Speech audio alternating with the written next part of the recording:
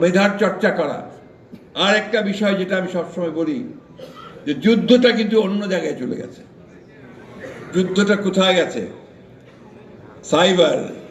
Cyber ক্ষেত্রে। এখন cyber war, social media, এইখানে যে যত বেশি অ্যাক্টিভ, যত বেশি তার অবস্থান, সে তত জয়লাভ করছে। আজকে এই যে আমাদের বিরুদ্ধে বিভিন্ন রকম কথা বলা হয় দলের বিরুদ্ধে, তাই না? আমার ছাত্র দলের বিরুদ্ধে বিভিন্ন কথা বলা হয়, দেখবে যে ওরা অতি দ্রুত সেই সমস্তগুলোকে কাজ করে ভাইরাল টাইরাল করে দিয়ে মানুষের মনটাকে অন্যদিকে নিয়ে চলে যায়, ভাবে এটাই বোধহয় সত্যি, তাই তো নাকি? এই কাজটা কিন্তু তোমাদের করতে হবে। এটা তোমরা সোশ্যাল মিডিয়াতে অনেক বেশি অ্যাক্টিভ হও, শুধুমাত্র নিজেদের ছবি দিয়ে, একটা মিছিলের ছবি দিয়ে, পোস্টার দিয়ে কাজটা না করে আসল বিষয়গুলোকে নিয়ে তোমরা কথা বলতে শুরু করো। এটা তোমাদের দায়িত্ব, এটা তোমাদের দায়িত্ব।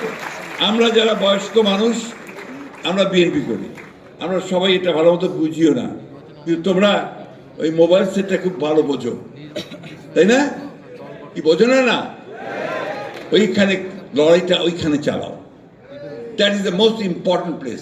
ওই জায়গায় তোমরা যদি লড়াই করতে পারো, তাহলে তোমাদের বিজয় কেউ ঠেকাতে পারবে।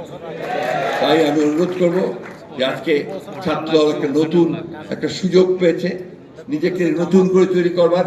আমি শুরুটা খুব ভালো দেখলাম আজকে, সেই বলে আমি বলতে চাচ্ছিলাম যে আমার খুব ভালো লাগছে যে আজকে উত্তর দক্ষিণ স্লোগান হচ্ছে না। এটা আমার জন্য খুব আনন্দের। আমার মনে হয় যে এতদিন যে কথা বলেছি সেটা অন্তত একটা আমি দেখলাম যে ইমপ্লিমেন্টেড হয়েছে।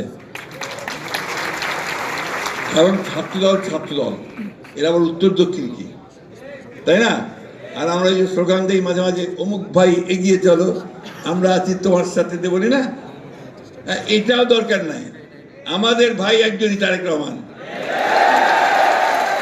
তাই না? আমাদের নেত্রী একজন, দেশনেত্রী বেগম খালেদা জিয়া।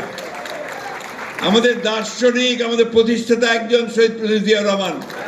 মাঝখানে আর কোনো ভাইটাই নাই, কিন্তু ডিসিপ্লিন আছে।